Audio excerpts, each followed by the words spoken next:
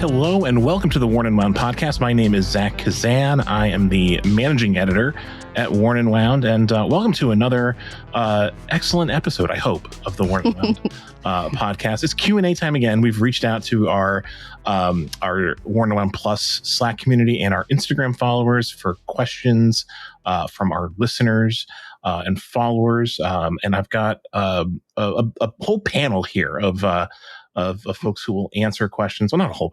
I've got two people here. I was like, wait, where's the... I don't know why I'm We have exaggerating. the personality to make up a whole panel. It's fine. Yeah. Yeah, maybe the three of us together make a panel. But in any case, you've already heard their voices. I'm joined by Kat Shoulders, head of content at Worn and Wound. How's it going, Kat? Great. Thanks to be here. Or I'm glad to be here. Thanks for having me is what I was trying to say. Anytime. At any time. And also joining me on the podcast this week, I think third week in a row, we got a little streak going here. Devin Pennypacker, our social media. What is your title, Devin? I keep forgetting. Like, is it social media manager? Is that the... It's digital media specialist, I believe, officially, but it pops up differently on every single platform that we're working on. So you can call me whatever you like. I'm here for the podcast. I'm here to talk about watches. It does not matter. All right. I'm just going to call you Devin because that's, that's what it says in the little window with your face on it. He is our digital media specialist, which actually means that he does everything. Literally. I was going to say, like, basically the whole business is digital media. It is, which is why I said he does everything. Yeah. So, okay. Well, we're glad we got that sorted out. Hope the job description reflects all of the work that you do, Devin. Let's do, before we get into the questions, I know we got a lot of questions this week. Let's do wrist checks. Kat, what are you wearing today? I am wearing my Grand Seiko. Oh man, I should have pulled the reference for this one. It's the Elegance Spring Drive with the Omiwatari dial. Great. And this one's been sitting in the watch safe for a little while. And as many Grand Seikos do, they feel a little dressy in my collection, but I'm super casual today with just a t-shirt and a jacket on. So I just put it on today just to feel a little more dressed up than I normally am. Just elevate things a little bit with the Grand Seiko. Yeah. That's good. I like a dressed down dress watch. It's one of my favorite things. I'm kind of doing something a little similar, but we'll get to that. Yeah, and I will just call out that I am wearing it on this deluxe. I think I may have mentioned it on the podcast before.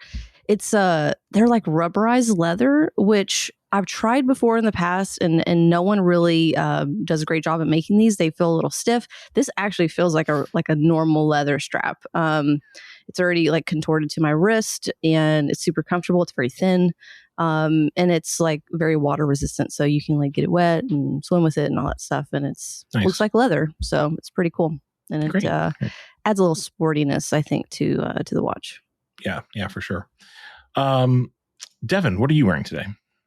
Wearing an interesting one, actually one that's not out yet. It is the Trafford Touring GMT on a very bright and vibrant teal leather strap.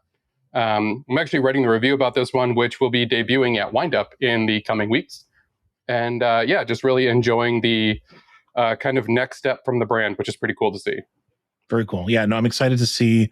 I'm excited to see that watch it wind up, and I'm excited to read your thoughts on it when you finish writing that up. The Travers are really cool, kind of young brand doing some interesting things. So very excited about that. I'm wearing the Louis Erard Atelier Oui regulator collaboration from a few years ago. Decided to put this on. It's been a while. We're heading into cooler temperatures, like fall weather, and this is I think a very fallish watch. It's always on a suede strap, and I just kind of associate it with cooler temperatures, I guess. So I decided to put this one on today. One of my absolute favorites. That's awesome. Yeah, very cool. All right, let's get into questions. Devin, I think you're kind of like the master of ceremonies here. You've got the list of questions. You're as part of your media management, you've got access to the Instagram and the Slack. So you've pulled a bunch of questions together for us today. Yeah, we have quite a few, but I feel like this one's actually a really good kind of icebreaker warm up. Desert Island Watch. Keep in mind, you're never getting off the island, so maybe keeping track of time is not the most important thing. Maybe you just want something that keeps you happy. Zach, I think you should probably start here because I feel like this is a question that you've thought about quite a bit. Well, we've had this question before. This comes up. Yeah, I feel like it has. We get a version of this question every couple of months or so, which is fine. I think it's worth kind of like, considering it at different points in your, like seasons in your life, so to speak. I think my answer in the past has been the Breitling Emergency, because I want to get off the island, and you pull that cord, or you unscrew the thing on the emergency, and help is on the way. That's sort of like my joke answer. It's also, I think, kind of like a good real answer. Like maybe, let's say like rescue is like really out of the question. That's still a good watch to have. It's robust. Yeah. It's, it's quartz, so it's not going to like break, hopefully. But like a watch like that, something that's like easy to wear, lightweight, multifunction would be helpful. So like some sort of like, I'm thinking like G-Shock, that sort of thing where I can, use it reliably for a bunch of different tasks that I might have to complete if I'm truly stranded on a desert island. But I just want to say, I wouldn't last very long stranded. I would like, that's not my bag. I wouldn't do well. So, not a survivalist. Definitely not. Definitely not. No, I would, I'd give up very quick, probably. I'd pull all my Bear Grylls skills that I've learned over time watching that show, which is nothing, honestly. I think you can drink your own pee. Not sure. Well, yeah, of course. But then you go back to your hotel and you're fine. Everything's okay. Yeah, exactly. For me, I mean, again, taking a rescue out of the equation, I would go with something to make me happy. My Louis Erard Alon Silverstein is a pretty happy watch, and you could just set it to the happy emoji face and just tell yourself that you'll be okay. But more practically, I think a G-Shock of sorts, or some sort of a quartz solar atomic clock, syncing watch would be great, just so you could literally just keep track of the day and time, without thinking about it and trying to set it yourself, because you're going to lose your days out there. You're going to lose your mind. Yeah, exactly. It'll be gone. Yeah. And you'll, become friends with volleyball. So, yep. Yeah. That's a reference to a movie for all the Gen Z. Mine's going to be the watch. Audience. It's going to be the smiley face on the watch. It's going to be my best friend. Devin, how about you? What's your desert island watch? Well, yeah, it's interesting. My mind immediately went to the G-Shock Mudmaster. There's so much going on in that watch, things that are practical, things that are not practical. But overall, it's one that I don't think I would wear in any other circumstance, to be honest, because it is just such a monster on the wrist. But on a desert island, like what a cool piece to have. And like they pick you up and your clothes, well, I guess you're never getting off, but if they ever see you, your clothes are all tattered, you look terrible, but you've got this like beefy giant watch on your wrist. It would just be fitting, I think, for sure. Yeah, it'd be cool if it was like a yellow one at that, like one of just the bright color. Yeah. One of those new emergency colored ones. Mm-hmm. Those are pretty cool. Cool. All right. Well, if we get off the island and have more questions to answer, we can move on. Yeah, let's look at the second one here is actually kind of fun because you guys might not know this, but I actually picked up a new one too. But it says, Kat, you just picked up a new Leica. Oh. How do you compare it to the prior Q2 or Q3? Can't remember what you had before, but what is the biggest surprise? What is the biggest disappointment? And just, I guess, your overall thoughts. The cool thing here, too, is, Zach, you also have been shooting on a newer camera, and I also just picked up a new camera. So, Kat, why don't you kick that off? Yeah, so I've had about every iteration of the Leica Q. I've owned the Q, the original. I've owned a couple of the Q2 and the Q3 in a 28 millimeter. And the reason I bought and sold that lens or that camera so many times is because it's such a great camera. But for me, in my creative eyes, I like sort of that 40 to 50 millimeter, honestly, like 35 to 50 millimeter is like my wheelhouse. It's what I love. It's kind of what I see when I'm picturing a frame in my mind. And as much as I wanted to like that, it just never stuck. I just would buy it. I loved it, but then I just wouldn't use it. So I have been secretly hoping that Leica would come through with honestly a 50 mil, but the 43, I'm taking it. It's great. And it's as close as you're going to get to a 50. And to be frank, I never thought they would actually do it. And so I was so surprised to hear that they did. It seems like it's been a huge success. Everyone I know is sold out immediately from them. And obviously there's going to be multiple batches. But I mean, what I love about it, is it's the field of view. It's that 43 millimeter. It's as close, they say, the experts say that our eyesight is close to like a 40 millimeter, field of view. So it's as close as you can like see naturally. It still has all the same great specs as the Q3. It's got the flippy screen and the higher megapixel and all that stuff. I think the only negative for me, and something I'd wish Leica would do with this camera, but sort of understand why they don't, is it doesn't have a dual card slot. And I think for professional photographers, for me, I have it in all my other cameras. When I'm on a campaign shooting, I like to know, I like to back up both SD cards simultaneously. So if one fails, and one has failed on me on a shoot with shooting Leica, actually, you have a backup of those images, because otherwise you just lost all of those shots. So that is one downside. And especially at this price point, it would have been nice to have that included. But it is more of a recreational camera, and I see why they don't put that in there. But I feel like it would fit. It doesn't like take up that much more space, and they could just add it. But they don't. So I guess that's my one disappointment out of the camera, at least from my perspective. Interesting. And Zach, you've been shooting on a newer camera as well too. Walk us through that.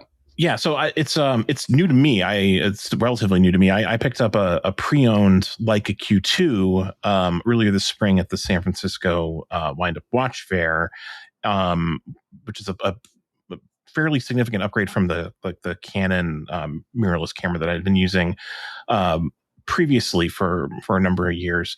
I love it. I think it's for me, like the thing, I hear what Kat's saying on the focal length. Like it is a challenge, I think, to shoot at a wider angle.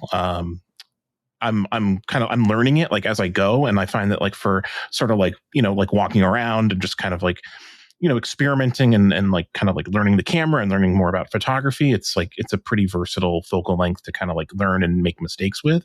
And I've learned also how to use the macro mode, and to like how much cropping I can get away with for like a nice wrist shot or a nice like watch shot, which is like really how I'm like my goal with this camera is to be able to get like one or two nice watch shots at like a watch event, that I might be sent to without, like a professional photographer with me. Like, I feel like if I can do that reliably, like this camera is going to like work pretty well for me. And it's also just a lot of fun to use, just like recreationally, like as my personal kind of like camera that I want to take with me when I go out, like into the world. So I'm really enjoying it. I'm going to write about my experiences with it. And I think Kat will probably do some video around that too, kind of like comparing and contrasting the new Q3 43. But like I'm a huge fan of it. It's so much fun to use. I've had so many digital cameras over the course of the years, and like I'm always fighting the user interface on digital cameras. And the Leica is just like so pleasant to like kind of like interact with. I think that's sort of like the secret weapon. And also like the lens is great. Just like you can tell, it's just like optically like better than like most of what I've had access to in the past anyway. It's just a big step up. So I'm really enjoying it. I'm curious what you're shooting with, Devin, because I didn't know you just picked up a camera. So let's spill the beans. So you told me actually. I had a deal come across my plate that I just couldn't pass up, and I picked up a Sony a7R4. Wow. Nice. I'm a Sony guy. I always have been, at least. Well, I started off in Canon and then switched over to Sony pretty quickly. And right now, I've only had it for a week and a half now, maybe 2 weeks. And I always kind of start off the same way, where I put a 35 millimeter prime on it and just shoot to kind of learn the camera, and then I'll start swapping things in and out. But I'm really excited about it because, I mean, obviously a crazy amount of megapixels in that camera there, and some really good video formats too. But I'm going to be taking it backpacking with me this weekend and doing some astrophotography and some outdoor nature photography too. I've got a whole slew of lenses that I'm going to be throwing on there, and then actually taking that A7C with me and putting a 35 mil on that and taking some side-by-side shots to kind of see the difference between the megapixels and the sensors, and really just kind of playing around with the two to see how they feel in the hand out there in the field. That's awesome. That's very cool. Yeah, I mean, the A7C is a huge bang for buck, I think, in the Sony lineup, but it's really small. And we were talking a little bit about this earlier, is that if you're shooting a lot, like you potentially will be, the A7 IV what is it, the A7R4? A7R4, yeah. So it's R4. the bumped up megapixels from, what is it, 40 something up to 60? 60, yeah. It ergonomically just fits better. Like it feels good in the hand, and like if you're shooting like a long day, like you don't want to be stuck with the little A7C. I think they're just a little too small. They're great for like little pocketable cameras, but and it's the same kind of with the Leica with the Q system.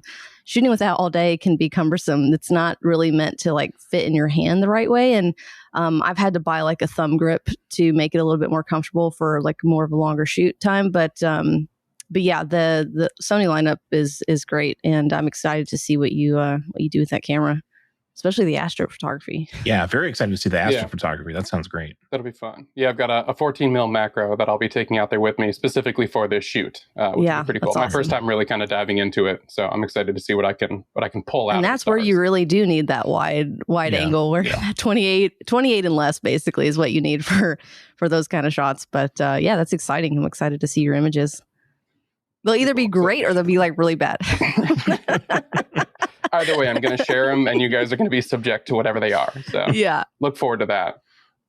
Awesome. All right. Ian here, a little fun one, actually asked, are skinny jeans cool again? Oh, God. Wait, in terms of men or women or both? I have two different opinions.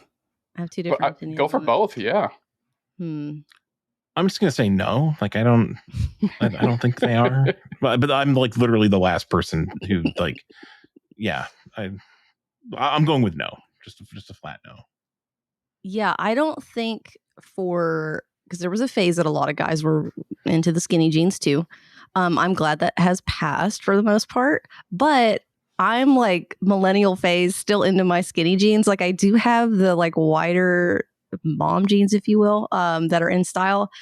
Wearing some today, and I'm just like, I don't like them. I just want my skinny jeans back. So, I'm sticking with them. I don't really care. They, for women have been in style since like the 60s. So, it's what you see like Marilyn Monroe wearing, with a t-shirt and jeans, and I'm going to stick with it. But I am glad it has faded out with men, because I didn't love that look on guys, but I like a fitted pant on a guy. I think like if they fit you, and they're not hanging at your ankles or like incredibly tight, like either end of the spectrum, I guess, as long as they're like normal pants.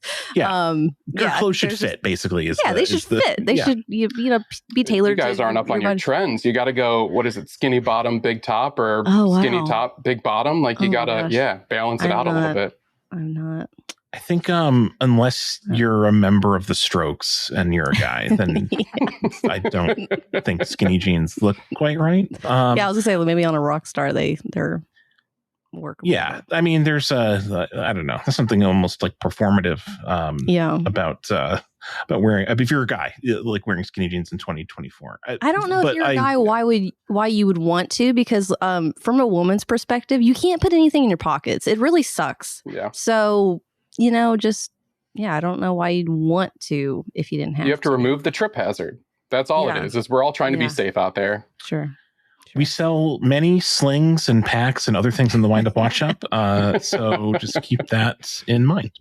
Just fantastic plug. Yeah. That's great. All right. Let's look at one from Sean here. In the tech world, there seems to be a lot of buzz around the new DLC Black Apple Watch Series 10 and Ultra. Do you think this desire for black Apple Watches could bleed over into mechanical watches? Yeah, I think so, personally. I think, the Apple Watch has already bled over into the watch industry, because it honestly leads so many people to wanting a watch. And I personally love that all blacked out Ultra. I have an Ultra, just the first gen, and it's great. It's such a cool Apple Watch. It's fun. And I think the PVD makes it all the more sporty, which is what it is. It's kind of like the sport version of the Apple Watch. And I can totally see people that are coming from an Apple Watch and want something similar in their collection, but that's like a real mechanical watch or even a quartz piece. So I think there may be some overlap there for sure. So is the question, will the Apple Watch, the black Apple Watch specifically, bring more people into mechanical watches, or will the black watch thing become a trend? I think it's more, I mean, the desire for more black analog watches, I think, is where Sean is specifically trying to lead this, which okay. I think is probably going to be the case, but also at the same time, too, I think we've seen that black trend kind of come and go about 4 or 5 times within the last 20 years. Yeah. But I think DLC is also kind of better than it ever has been and is holding up better than it has. And so you're not going to see those cases that have the edges rubbed raw, and the overall package is just going to be nicer than it used to be. So we might see more companies start to play around with color in a different way.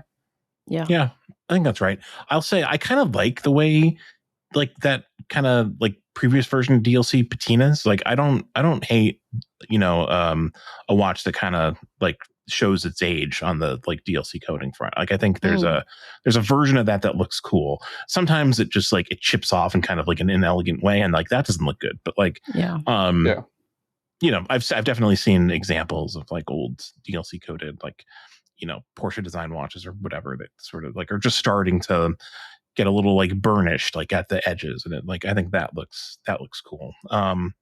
But I agree with Kat just in general that the Apple Watch, people adopting the Apple Watch will lead to other, more interest in watches overall, because you get used to having something on your wrist. A certain type of person is just going to become curious, and not everyone will be led into watches, but some will, and that's a good thing. Yeah. The one thing I really appreciate about the Apple Watch, too, is I think it kind of breaks the barrier for size on a lot of people. Women in the watch industry are typically afraid to go above like 34 to 36. And then you throw on an Apple Watch Ultra, and all of a sudden you're wearing a giant dinner plate on your wrist. And, it opens up the possibility to throw on something a little bit bigger because you're used to that bigger size now, which is kind of cool. Yeah, for sure. Yeah, totally. All right. Swimming Remy asks us, vintage, neo-vintage, or modern, and why? Neo-vintage for me. And just the reason, it's nostalgic for me. It's the watches I grew up with, and I think they're underappreciated right now, especially. And I think there's some great gems out there that you can find in that neo-vintage space that I'm discovering every day. Honestly, I find new watches on like Watch Recon that pop up from the late 90s, early 2000s that I think are really cool. And like I said, underappreciated in this market. So, and I think they're built a little tougher. I trust them a little more. I love vintage watches. I really do. But it's very hard for me to justify the price and the fact that they'll need a little bit more care and things like that. And I want something I don't have to think of, much when it comes in terms of like servicing and things like that. So, and I don't have to be so careful with. Neo vintage for me.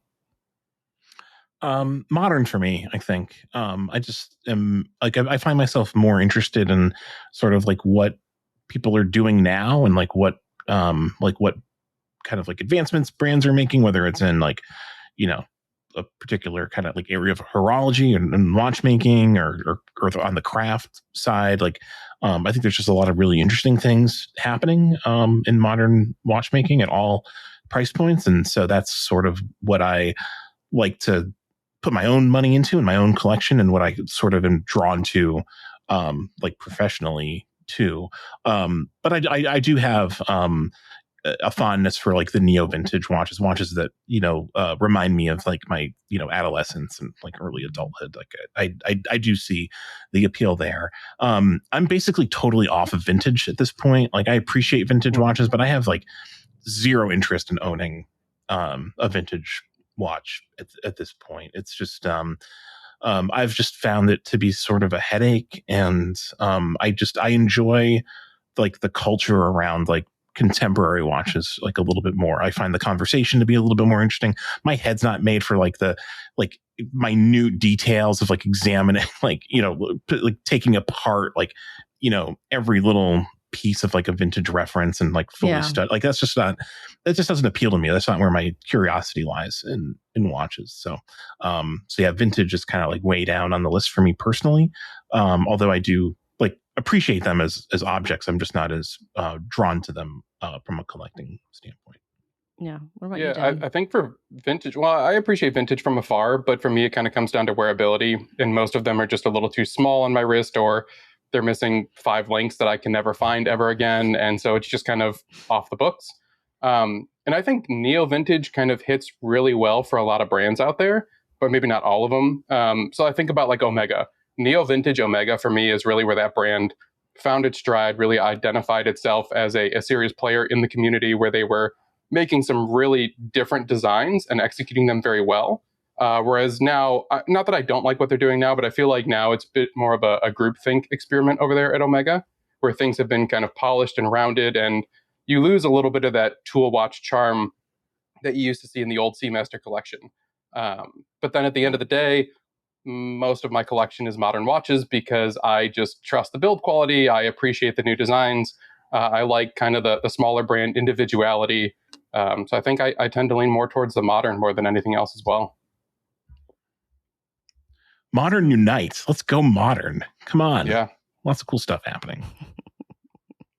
Let's pull one here from our Instagram post. Why are pastel pink dials so effing awesome? Kat, this one is made for you, I think. I thought it was going to go the other way. Why are they so terrible? I was like, oh. That one would still be made for you, I think, to defend pink. Yeah, I'm trying to think. This might be my first pink dial. I think it is my first pink dial watch. I've never gravitated towards them because they're usually like super girly, or they're... Didn't you have you had a pink Grand Seiko like not too long ago, didn't you? Called out. The answer is yes, by the way. She did. Yep. Yeah, I've actually owned a couple now that I think about it. So my bad. I forget all the kids that have left the house at this point. Yeah, so I guess I like pink. So it's just a fun color. It's a fun color. It has to be the right shade. And I've said this on the video, and I've said it multiple times, like my Tudor is very much like it is a Pepto-Bismol pink, like there's no doubt about it, but it works really well. It's got a lot of texture on the dial. I like that it was like a flat pink, they didn't try to do a sunburst or anything with it. A lot of brands do that with pink dial watches, and I don't know, it's not the look that I really like. I kind of like the more flat color. Yeah, it's just like any other. It's awesome. Yeah, it's great. Yeah, there's lots of very nice pink watches out there. I think. Yeah, I fully support it. It doesn't really. I've never owned a pink watch. I'm sure of it. By the way, we can go back in the archives. I'm positive. I would if one came along that I just really liked. I like Kat. I like your Tudor chronograph, quite a bit. But I support like a diversity of colors in watch dials. I love the idea that we have so many choices. So every time one of these, clearly we're going through a period where they're pink is a trend, and I think that's a good thing because that means there'll be more of these watches out there forever in theory that people can choose from. So that's great. I still think the blue, Tiffany blue is still on trend. That was really popular for a couple of years. Now pink has kind of moved in. I'd love to see more purple. In general, yeah, purple's happening. Purple. That's another one that's sort of preaching to the choir over here. Yeah. What about you, Devin? What's your thoughts? I like the pastel pink. I would wear it myself. I tend to lean more towards, like you said, the Black Bay Chrono, and that pink dial is a great example. It's just a really kind of subtle pop of color. I think honestly too, they just didn't overdo it. A lot of brands tend to overdo it, or it takes center stage, and I think that one is a little bit more recessed, which is nice. Who's going to pass up on a pastel pink OP? I think we'll all take that for a short period of time at least. Yeah. But then stop making that one so quickly. Unfortunately, they know what they're doing. It won't come back around. The prices will skyrocket, and then all of a sudden they'll bring out something different that's a little worse, and everyone wants it again. But then I also think too of the Diver 65, where I actually had the pastel pink bronze version for a little while and was really excited to get it, and then I put it on. and it was kind of overpowering, and it didn't quite stick to me, and I passed it along pretty quickly. So they can be really hit and miss, and I think less is more when it comes to the color for sure. Yeah, I think in the Diver 65, it works better in the stainless versions than it. I didn't like it in the bronze case. Something was really weird I felt about those pastel colors in the bronze that would patina and get really dark. At first, they looked great when it was like super shiny, but I didn't like the way they contrasted when the patina would start to kick in. But I think on the stainless versions, they look great. And a little bit I think more subtle. all of them look better in steel than in bronze. And I like the bronze. I reviewed the bronze and was a fan of those watches. But the steel ones just kind of, in my opinion, the bronze deserves like a dark blue or a black dial. I think those look really great. But I wasn't a fan of the pastel. Yeah. Well, I'm a sweaty guy too, so I will patina that very quickly and then it just clashes. Yeah. I will say I've never owned a bronze watch, and I don't think I will. It's not the case for me. Material. Listeners will remember that Kat also used to say that about titanium. So we're going full circle here in several ways. And can we know for sure that she hasn't? I mean, we can know for sure. Yeah. I know that for sure. I know that for sure. I know it. All right, another one here from Instagram. Are watch brands running out of new ideas? Are we having a reissue fatigue? I think the answer to that question is yes to both. I think, and also no, frankly. I think there are certain sectors of the watch world where we're observing in real time that like there are very few new ideas. Not to pick on Omega, but I wrote up the first Omega in Space, release today. That's a watch that was out of production for a period of time, and they released the first Omega in Space today, which I had a lot of fun with the naming conventions in that article. But yeah, I mean, that's like literally an idea that's like a decade old. At this point, they made some some little changes here and there. On the other hand, there are all sorts of interesting things happening like on the fringes, in like the independent world and in the micro brand space. But you just have to like search for them. And that's one of the things that like kind of keeps me going in this job, is trying to find the really interesting stuff that's happening. And it is out there. Like there's more, there are more interesting watches out there than we can possibly like write about. But there's also a lot of stuff that's just sort of like, regurgitating the past over and over again, to the point where it just gets quite boring in my opinion. Yeah. I don't have much to add. I think I was right on par with Zach's opinion on that. I think we're still in it. I think we're going to be in it for a long time. And I think like some of it excites me still. Like as much as I want to say I don't want to see another reissue, if they do something I like, I do want to see it. I'm waiting on Omega to do a reissue of the Ranchero that I love, from the 70s. And I would love for them to bring that watch back in a modern format. So has there been one in space? I don't think so. They could do the first Ranchero in space if there's been one in space. Do it in bronze too. Why not? Let's just check all the boxes. Yeah, that might be my first bronze watch. But I think it just depends. And I don't think it's going anywhere. I think it's gonna be here to stay for a while, because I think there's so many watches and ideas that people can pull from and inspiration from, and there's still a group of people that are excited about that stuff. It has to be done in the right way, and if it is, I'm all for it. So yeah. I'm actually kind of still excited about some reissues too, because if you look, every day we're discovering new archives of old watch companies that have kind of been lost to the ethos. And more and more come out, and I was one of the ones who was jumping up and down when Tag Heuer reissued the Skipper. I thought that was really cool, and what a weird watch to bring back. We're still waiting to see what Universal Genève does. They could come out with some really awesome reissues that we just, don't see coming at this point. But it's the weird oddballs from the catalog that people just don't see coming that I get really excited for on the reissue front. But if I see another different dial colored Willard come out, I'm just going to keep on scrolling because I've seen way too many at this point. Yeah. Hard to disagree with that. There's there's certain watches that just get like the endless variant treatment. And that's kind of the thing that like makes me roll my eyes the most. I suppose it does offer people choice, which is an inherently good thing, but Yeah, it's not the most exciting thing to cover for sure. Yeah. It is cool for guys like us, though, who are looking for a modern watch, even though we might appreciate the vintage. It's an opportunity to jump back in time with modern build quality and new specifications. Enjoy the past in the present. Yeah, for totally. sure. All right. Onion rings, beer battered or breaded, thick cut or onion strings? The serious questions now. I like a lightly like a lightly battered onion ring, I guess.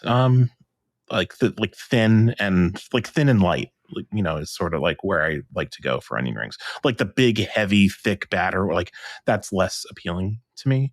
But like a giant mound of like the thin ones, like they're just sort of like lightly breaded. Like that's what I like. There's a place kind of like near where I live in Concord. It's like a sandwich place, and like they do like really good kind of like thin onion rings that like they come out on this plate, and it's just like a mountain of onion rings. It's like wow. It's fun. Yeah. Not good for you. Not it's you shouldn't. Yeah, either way, they're probably not the best. But if I'm gonna go for onion rings, I want them heavily battered, very, very crunchy and thick. Yeah. Oh wow. So we're on like opposite sides of the spectrum on this. Yeah. Thick slices. I mean, I'm the worst out of the three of us because I'm a bad date and I want them very lightly breaded and really thick onions. So unfortunately, if you're sitting across from me, you're just going to be smelling that the entire conversation. But it's just how I like them. Yeah. That's a good question. I always enjoy the food questions. Yeah. What do you guys like? Dip them in anything? Like, do you have a condiment for the? I mean, it just depends on where I'm at, what kind of sauces they have available. If they're good, I don't really need a sauce with it. Or sometimes they're all like on a burger, too, which is awesome. Yeah. It's pretty good. But it just depends on the sauce sitch. My corner bar makes a great garlic aioli. So again, the breath is that just would be great. Amazing, 10 out of 10. But what a combo. Add the garlic to it. Yeah. That's amazing. All right. Is there such a thing as watches for a fall season? Assuming so, name some good candidates. I literally just in the wrist check, I called this out as a fall watch. I think I've thought about this because I think I do think about like seasonality in watches. We talk about summer watches, every year, and I think there's a flip side to that. There are watches for the colder seasons too. But for me, it comes down to the strap. I just think of like fall and winter as being like leather strap season. Like I might not like put a bracelet on now until like the spring. That's a slight exaggeration, but like, most of the watches I will wear between now and like, the warmer months will be on straps. And I like, kind of like leather straps and suede straps with like lots of texture. Like to me, that's what like fall watches are sort of about, in my opinion. Yeah, I agree, Zach. It's less about the watch and more about the context of it and the strap. I do think that dial color plays a part. I think a good dark brown or burgundy. We've seen several recently from like Grand Seiko would be a great fall watch. But yeah, you're less likely to wear that bright turquoise, right, or the orange dial in the fall and winter. Or maybe you are. Who knows? But when I'm looking at a fall watch, I'm wearing jackets. Again, you're layering you're using a lot of textures, and I do tend to go for watches that kind of look the part a little bit, or maybe even more neutral in dial color too, to kind of match all those layers together. But I'm also one that just doesn't care. Like I'm going to wear my pink Tudor all year. It's going to be worn on the bracelet, and even though maybe it does give off a little bit of summer vibes, like it's going to be worn definitely through the fall and winter. So you can just be like me and don't really care. So wear what you like. What do you think? I guess that's where I fall too. Honestly, fall is typically where I start to put the bracelets back onto my watches, just because I take them off in the summertime just to make them a little bit more lightweight, a little bit more comfortable when I'm sailing or hiking or whatever. So when fall rolls around, I'll put the bracelet back on because I will take the watch off and put it down on a wet leaf or throw it in a river and take a photo. And I don't want to have to shake out a nylon. I don't want to screw up a leather band. Overall, like it's just a little bit easier to put on, take off, swap out. And I feel like the steel bracelet also contrasts a lot of my jackets really well.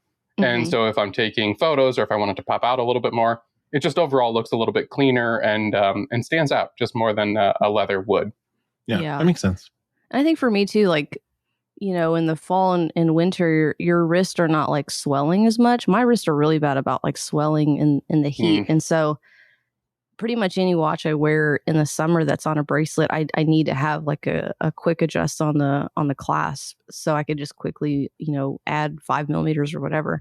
And so, yeah, in the winter and fall, I don't have to do that as much. I don't have to adjust my watch so often. So yeah, several of them do go back on bracelet too during that time. All right. Looks like we got a little bit of time, maybe 2 more questions here. Yeah. Let's get one from Jared, who asks, what does a watch offering have to do to stand out to you? For you to get that gotta have it now feeling. You know, I don't have the gotta have it now feeling as often as I used to. Maybe I never really did. I've always been pretty deliberative when it comes to deciding what to buy, and I think that just comes from like being kind of a frugal person and watches being expensive. I really think those things through like very carefully. But you know, there are certainly aspects of a watch that like appeal to me immediately. So like usually for me it's the dial, I guess. Like a really dynamic, beautiful dial will get my attention, and that could, you know, mean any number of different things. Like that Fears Mother of Pearl dial, you know, that watch that I've talked about many times that I love quite a bit. Like that was a watch that like when I saw it in person for the first time, I was like, oh my God, like that's like really beautiful. And I remember thinking that could be my first Fears. Was like the thought that like kind of came in my head. Not so much like I have to have that watch. I was thinking like there'll be a time when, you know, I will, you know, like have the funds and like, you know, that watch will be available and I'll, you know, that will be my first Fears. And it was, it took like, you know, several months of kind of like, you know, figuring out like the timing basically. But, yeah, that's sort of like, I guess like the dial is my answer. It's sort of like the first thing I'm drawn to. Yeah. Oof, I'm very impulsive. I will say, it's bad for my health. Really is. Once I've made the decision in my head, there's like no going back for me. And it's like all that I think about, I'm very consumed by it. And so I make it happen by whatever means it, you know, selling other watches, whatever. Like I have to move things out of the collection to bring this in. And it has to happen pretty quickly because then it just like consumes me. And what it is about a watch, I don't think it's like quantifiable to me. It's just like, there's just something about it. You know, I think the last watch I really felt that way with, I mean, I've added several since then, but it is the Louis Erard, Alon Silverstein. We saw that at Watches and Wonders, and I've always liked those, but the regular black dial just wasn't for me. And I was just kind of waiting on an iteration that was just going to be perfect. And, as soon as I saw it, like I was just like, I could not wait for that watch to come out. And the minute it was released, I was asking Ricardo in the shop, like, when are we getting these? Like, I immediately want one. And I was just so excited to have it. But yeah, for me, it's once I make the decision I want something, it's just a matter of time. My husband was we were having a conversation this week because I decided like maybe a week or two ago that I wanted to trade my Outback in for a 4Runner, and I did that yesterday. Like, I made it happen yesterday. That's a good swap. And for him, for my husband, it would have taken him like 6 months to make that call and like a ton of research. And you know, for me, it's just like once I know, I don't know, I just make it happen and I go for it. So yeah, I did. The version of that for me, like when like having to make something happen is when I know that I want to sell a watch. Like when I'm considering like getting rid of something or trading something in. You've already made the spot for it, basically. Yeah, like I might not know like what's going to replace it, but like I'll know like, okay, this is no longer in my collection. I will literally like take it out of the watch box and like, you know, it'll be ready to go. I'll shunned. Cast out. Shunned. Shunned. Yeah. Goodbye. Clean break. Wow. Yeah. Yeah. How do you feel, Devin? I mean, I'm very methodical when it comes to kind of jumping in and out. I guess the only kind of through line is probably nostalgia. So when something comes up that just kind of strikes a certain chord with me, or it reminds me of like early collecting or childhood or something like that, then I'll pull the trigger pretty quickly. But overall, like I will spend years hunting down pieces, looking for references, looking for the right one. I'm in the middle of a hunt right now, and it's just, to me, there are details that are going to pull me in that make me go, okay, cool, I'll pre-order this right now. I need this watch. But it's few and far between. Even the ones that I get really excited about, I still manage to hold off clicking that button because I know I'm going to wake up tomorrow and feel different. So I'll hold off and see what happens. It's good to feel that way. You should. People that are listening, don't follow my advice at all. Think about things. You're going to wake up and feel different, so you might as well buy it now. Yeah, exactly. That's how my brain works. Well, what you do is you follow Kat, you buy it now, then you follow Zach, and you cast it out of the box, and you just get rid of it, and you move on to the next don't thing. do that. That's pretty. I let it sit with the others until it's. Oh no, because then you start rationalizing and thinking, well, maybe I can keep this and also get the new one, and then you are financially ruined, and that's that's not what you want. We'll pull the last question here. Sean again asks, what is your favorite movie theater snack? Ooh, good question. I'm going to the movies tomorrow, and I'm already thinking about what are you going to see? So I have the day off tomorrow. We're recording this on a Thursday. I have the day off tomorrow on a Friday. So I'm going to go see during the day, like a true sociopath, the Joker movie. Which I've heard is terrible. And you got to watch it though. Yeah, I mean, listen, I'm not above, definitely not above seeing a movie that I've heard is terrible, because I like to be in on the conversation, and that's, I'm a movie fan. So, but I'm a popcorn guy. I like to just I like a popcorn with butter. I like a really big Diet Coke, like a giant, movie theater size Diet Coke with lots of ice. Because you got to hydrate, so that's my go-to snack. Yeah, butter is a must, or not butter. Popcorn with butter is a must. Just butter, just a giant movie theater size butter. Yeah, just a ton of butter. Can you tell I'm like super tired today on this episode? No, popcorn you have to have, and I usually get a small, and I don't share it. Anyone else has to get their own if they want popcorn. I just don't like people I don't like people reaching their hands into my food and sharing it. Disgusting. Like, even my husband, I like from the get-go when we started dating, I was like, you get your own, you're a grown adult, and I'll get my own. And we won't have to share. Like, if you want a few pieces of candy, that's a different story. But like, I don't want to like share the digging of popcorn and just holding it. It's like a whole situation. So I always get popcorn, and I always get one other snack, and that's usually like Junior Mints or Sour Patch Kids. It's one of the two. Ooh. Yeah. Interesting. I'm anti-snack. I have a weird thing where I don't like to get my hands. Well, so I'll let you know, but I just don't like to get my hands. Why do you even go to the movies if you don't have a snack? Well, I'll tell you exactly why. There's a wonderful small cinema on the west side of Cleveland. And usually I will go there and I will get a large Diet Coke, like you talked about, and sit there, chug your bucket, and have to go to the bathroom halfway through the movie. Okay. It's awesome. But I recently went and watched The Wild Robot. And I cried a couple times. But this movie theater sells White Claw. And that is my new favorite movie theater snack. And so I got 2 tall boys of White Claw, and I sat there and watched an animated movie in an empty theater and had a great time. Yeah, mine don't allow alcohol. That sounds like a good time, honestly. Yeah. I'm not big on. I don't really do alcoholic drinks at the movies, just because it just it seems weird to me. Like that's a relatively new phenomenon, I think, and like for just so much of my life, like it just was never an option. So it just feels you were not the youth with the flask then. That was just no, I wasn't. Yeah, group. Listen, I have respect for cinema, so have some respect. I will call out. I want to just shout out my local indie movie theater, Red River Theaters in Concord, New Hampshire. They have real butter on their popcorn, which is like a luxury like you have not. I mean, that is like such a treat to go to a movie theater and get like popcorn with real butter.